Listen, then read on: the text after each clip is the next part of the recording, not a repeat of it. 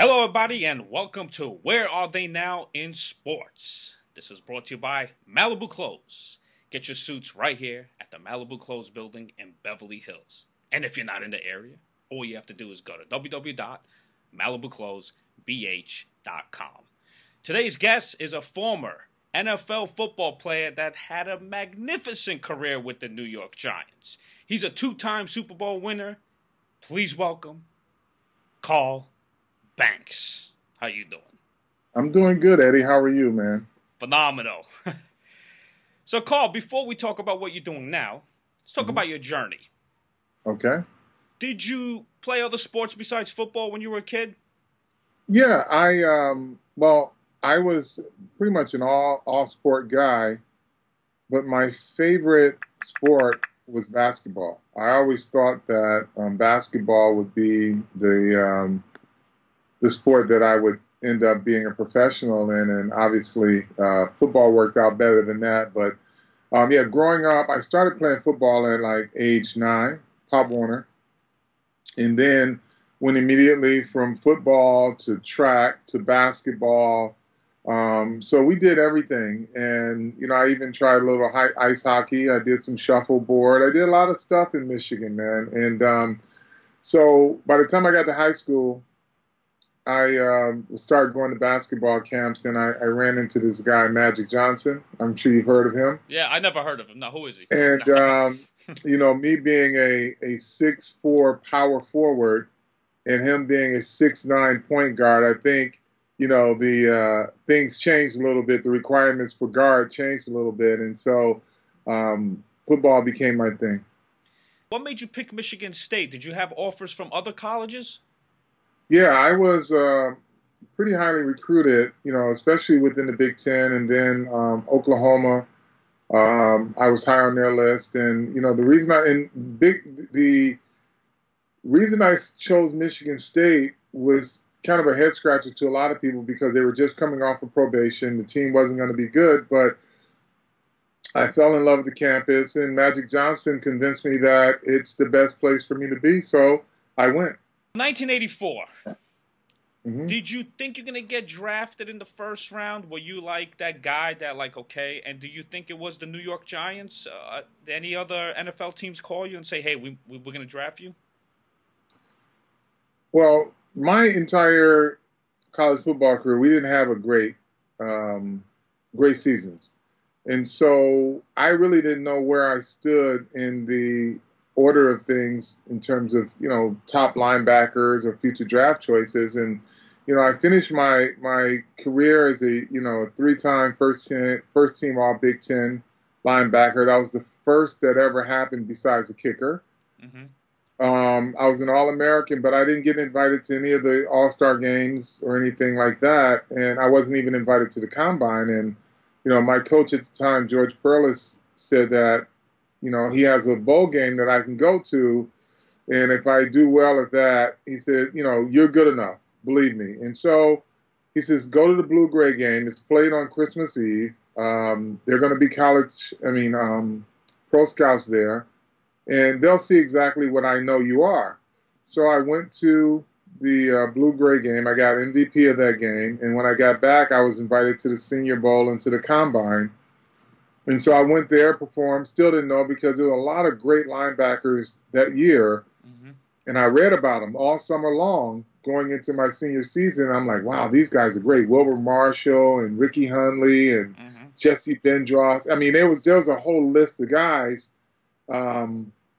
So I didn't know where I stood in the whole order of things. And, the Giants never gave an indication that they were interested. One team flew me out for a physical, and that was the Kansas City Chiefs.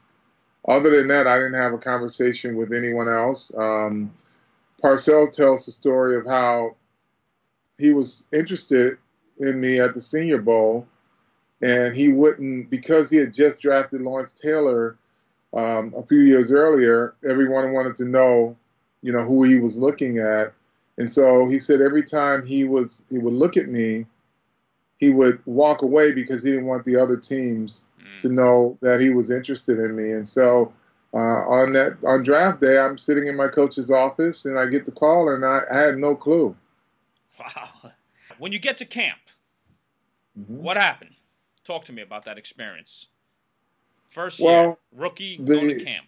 rookie going to camp, once I got drafted by the Giants, I quickly found out that they had 4 all-pro linebackers, Lawrence Taylor, Harry Carson, Brad Van Pelt, and Jim Kelly. And it was like, I mean, not Jim Kelly, Brian Kelly. And it was like, oh, boy, they drafted me. And Parcells said he didn't draft me to sit me on the bench, but this is going to be interesting. So my first day there, I go and I introduce myself to Harry Carson and Lawrence Taylor. They're sitting together right outside the training room. And I introduced myself, hi, Mr. Taylor, hi, Mr. Carson. Mm-hmm. And Harry looks at me and says, he didn't even shake my hand. He says, so what the hell are you going to do to get on the football field? So that was kind of my welcome into the big leagues. Who took you under his wing? Like, who said, hey, this is how you play the game when it comes to defense? Nobody. Actually, I think you had the group that we had there was a group that kind of led by example, and it was Lawrence Taylor. So if you saw him practice, then you knew that he was going to be anything better than you've ever seen before. So I knew once I saw him, he practiced at game speed. I had never played as fast as he practiced. What was it like playing for Bill Parcells and your defensive coordinator, Bill Belichick?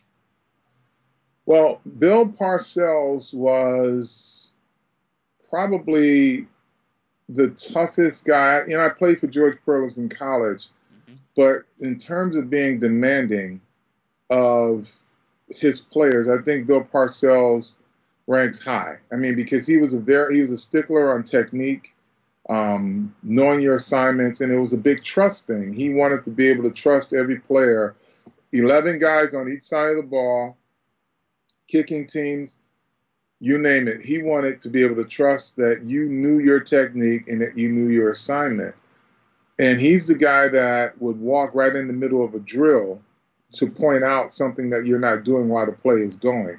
So he was one of the greatest teachers of the game that I've ever been around. I think that's why I was able to develop the way I was. And then Bill Belichick was a guy that I think everyone should experience playing for as a defensive player, because he was a defensive coordinator that, was about making his players better. He was about putting his players in a position to succeed. He never thought that his system was bigger than the players. If 10 guys could do something great and one guy was just okay with it, he would adjust the system so that 11 guys would have success. He would never leave a major burden on one player. Or if, a team had a major threat that, we had trouble or one single guy had trouble handling, he would arrange the defense so that we could take that threat away.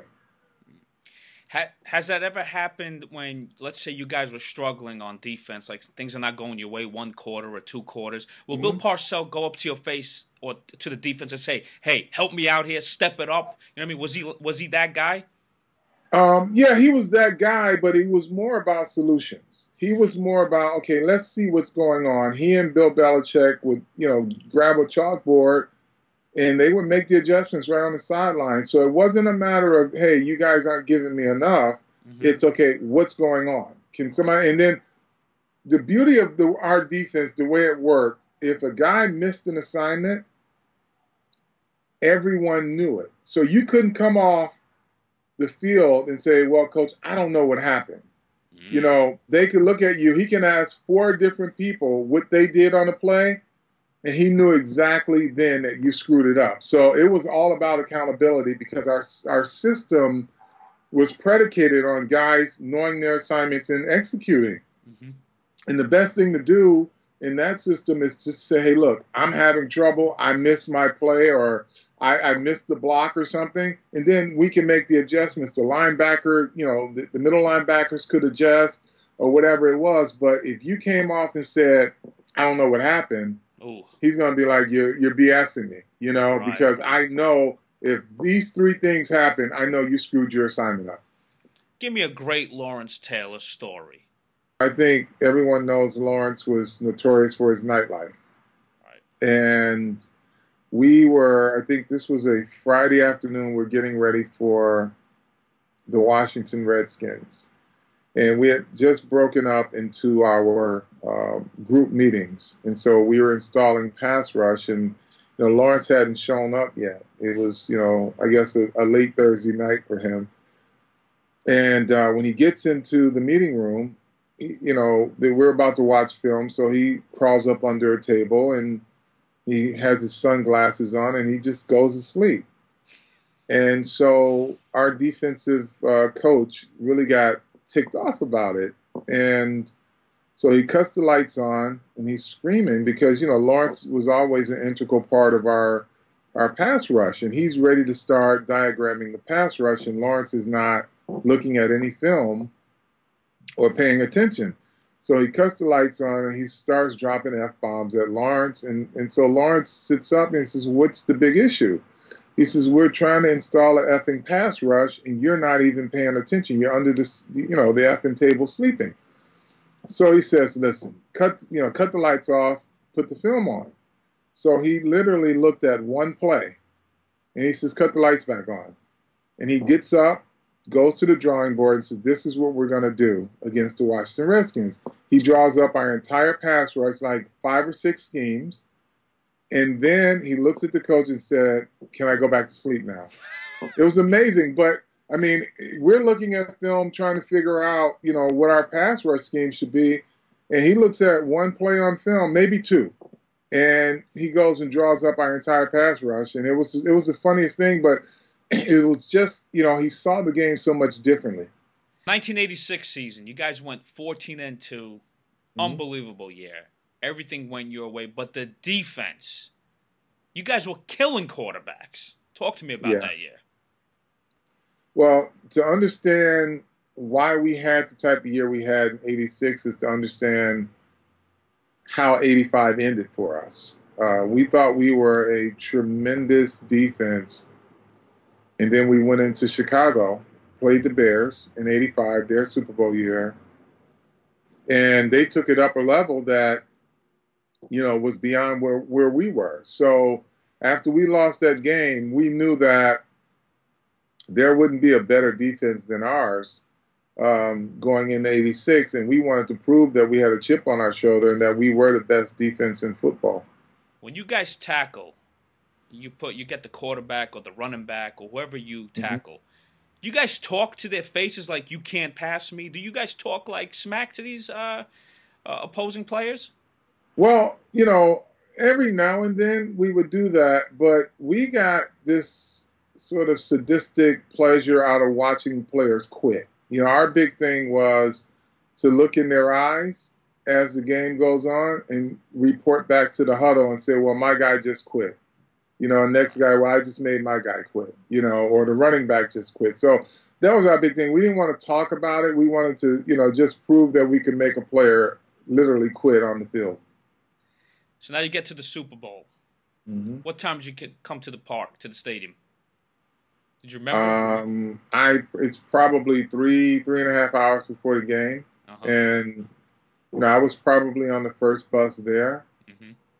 And, I don't think I slept an hour that night before the game because all you're doing is going through scenarios in your head and you just can't sleep. And so we get there and it's just a surreal experience. You're pulling up in Pasadena and you're looking around and it's just the most beautiful thing.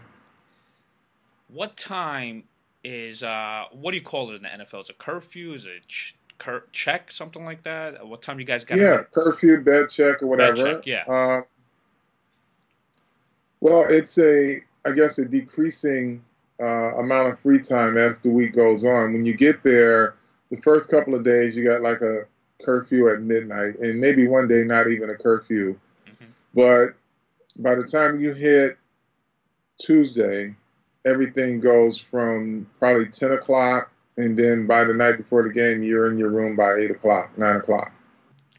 Now let's talk about the 1990 season. First, I want to say that 1990 season, even though you guys started off 10-0, the first 10 games, but you played against 7 teams that went to the playoffs that year.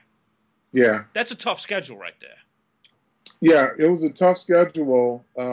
Also considering we lost our quarterback, we lost our running back. I missed significant time with a dislocated wrist, and we just continued to just plug away. I mean, that was, again, the year prior to that was the reason we had the year because we lost to Flipper Anderson on a touchdown. He runs through the tunnel. And so we had a bitter taste in our mouth because we thought we were a pretty good team in '89 as well. Right. So 90 we just weren't going to be denied. Phil Simms got hurt week 15 against the Bills. You guys lost that game. Was there any panicking with the coaches and the team as far as our starter is gone?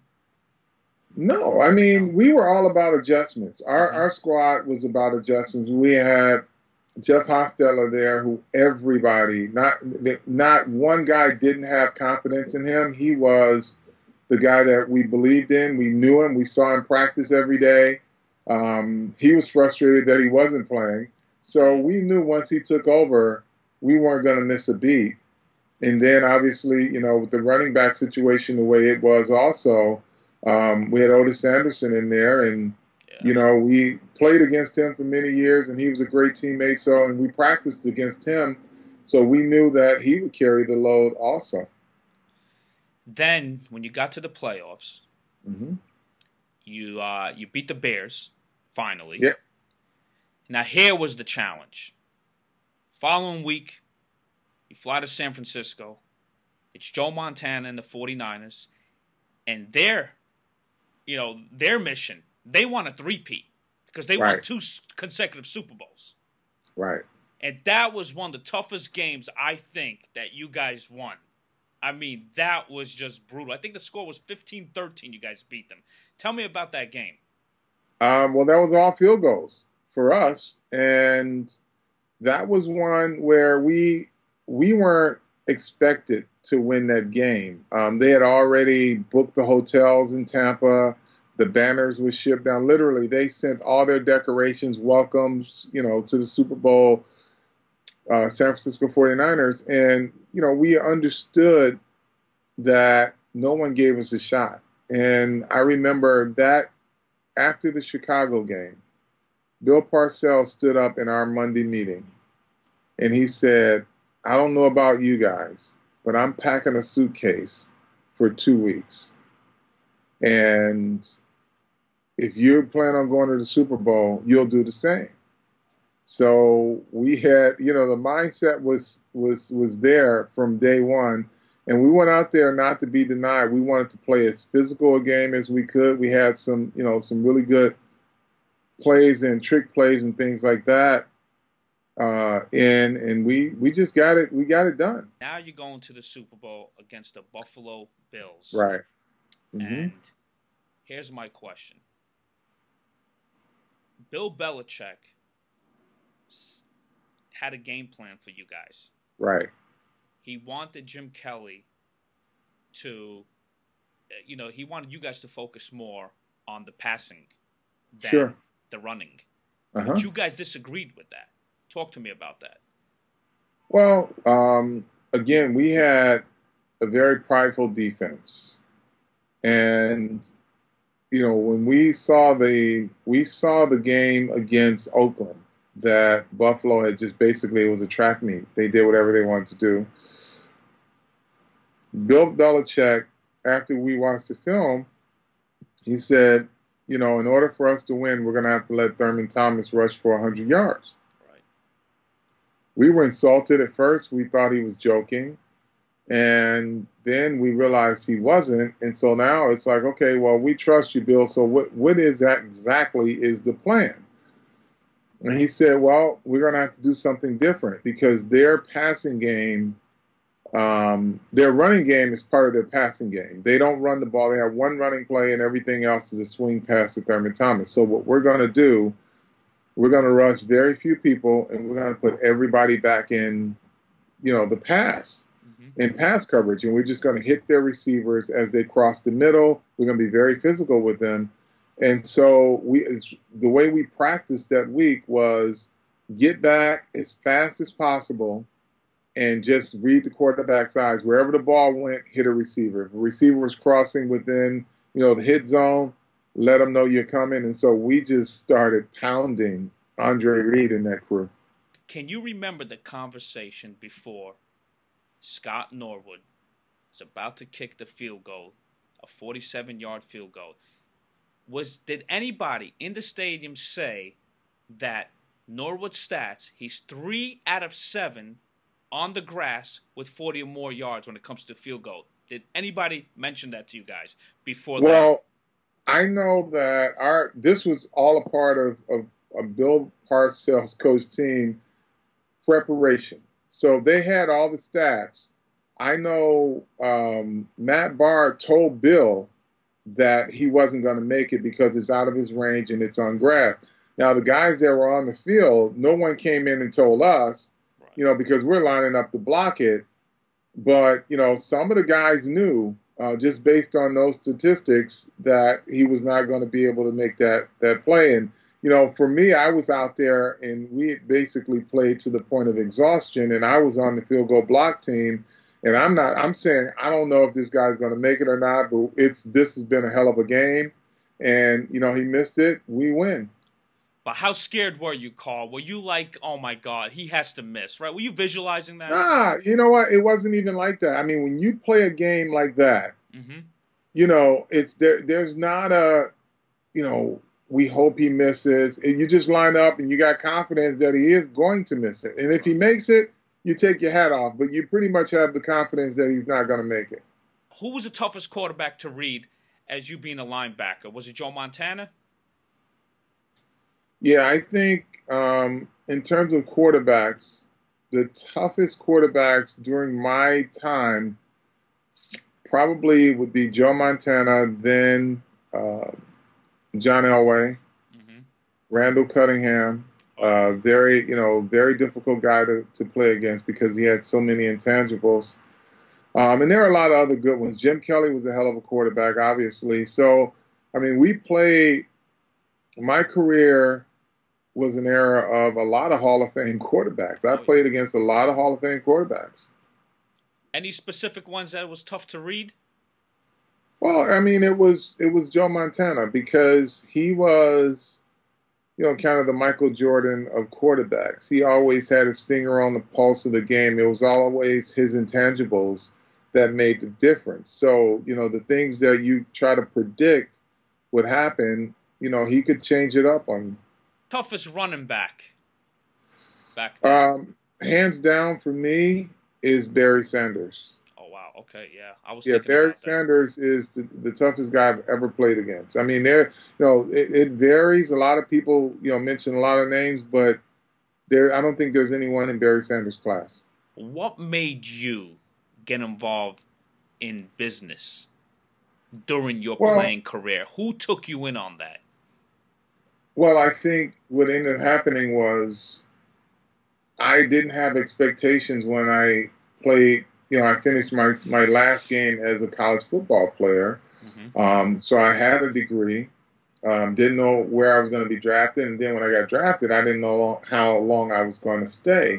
So I wanted to make sure that while I had a real job, meaning being a football player, that I had a window where I could really start to establish myself in the business world. So, obviously I started pursuing my broadcasting career, and, parallel to that, it was my career in fashion. And, basically, being one of the first players to wear the Starter brand was kind of my inspiration. And I got a chance to spend some time in New Haven, Connecticut with the head of Starter, David Beckerman. And so, I knew that there were going to be some opportunities for me if I found the right niche. And, my niche at that time was leather, NFL and NBA leather jackets. No one was doing them. And, you fast forward to the day, today, I'm, the number one licensee for outerwear in all sports, college, NASCAR, ladies apparel. I just relaunched the starter brand this year, so I'm really excited about it. I'm, one of the lead analyst, the lead color analyst for the Giants Right. On the radio, so it's good. I mean, everything worked out for me, but I, didn't say I stumbled on it when I finished playing. I started the process early so that I could be in this position now. What would you tell current NFL players right now? Do you motivate them? Hey, start looking into business. I know you're still young, but you know what? Start looking into that. Well, yeah, I would say start to develop your interest. Because now that you're getting big checks and you can afford to make a few mistakes that won't cost you money, utilize that and I'm going to be speaking at the NFL Consumer Products Summit to a boot camp of young athletes. And I'm going to say, look, being in the NFL, the world is your Rolodex. If you're on an NFL roster, there's not one company that doesn't know the NFL or the NFL doesn't know.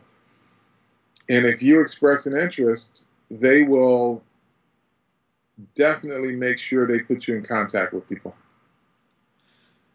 Carl, as far as hits, back in your days, you could go head to head, helmet to helmet. What do you think of the rule now? Well, I think, and let me just preface it by saying, I'm all in favor of player safety.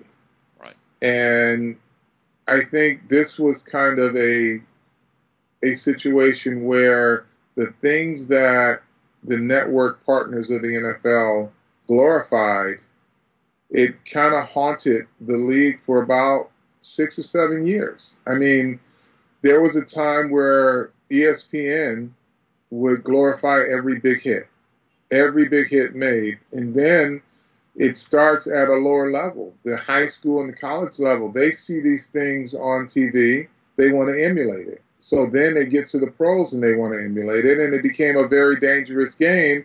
And, the use of proper fundamentals were just thrown out of the window. So, you start seeing guys getting hurt, and just, I just thought they did need to do something about it. And you can still put a good hit on someone without trying to turn yourself into a missile. If you look at what Cam Chancellor did the first series of the game against Denver, it proves that you can put a shot on somebody and change the game. But I think it's the right thing to do. And, for all the hits that you see Ronnie Lott make, he made a lot of good, sound, fundamental tackles as well. Where are all your products? Where's it being sold right now? Well, it depends on what you're looking for. If you're looking for the starter brand, you can get it on Fanatics.com, NFL.com, Sports Authority. My G3 products is sold everywhere. I mean, if you want to go to any sporting goods store, NFL.com. If you're buying outerwear, if you're buying a jacket, a team jacket in any sport, chances are it's mine. Then we have my G3 for Her collection, and we do Touch by Alyssa Milano. So we do a lot of different products, but our ladies' product is sold just about everywhere. Macy's, Alyssa Milano is sold in Bloomingdale's. We have some products in JCPenney, so we cover the entire gamut. Carl, if there was a biography about you, which actor would you hire to play you? Wow.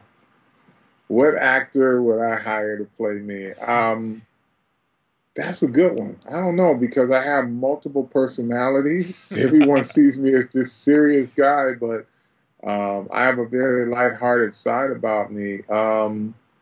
Wow. I would say I'm a cross between Forrest Whitaker and Denzel, or possibly Wesley Snipes. Oh, yeah, Wesley Snipes. Willie Mays Hayes here. It's great to see former professional athletes are doing well, and I wish you nothing but the best, and you are the best as of right now. You're doing great, and I'm happy for you. Seriously. Thank you, Eddie. I appreciate that, man.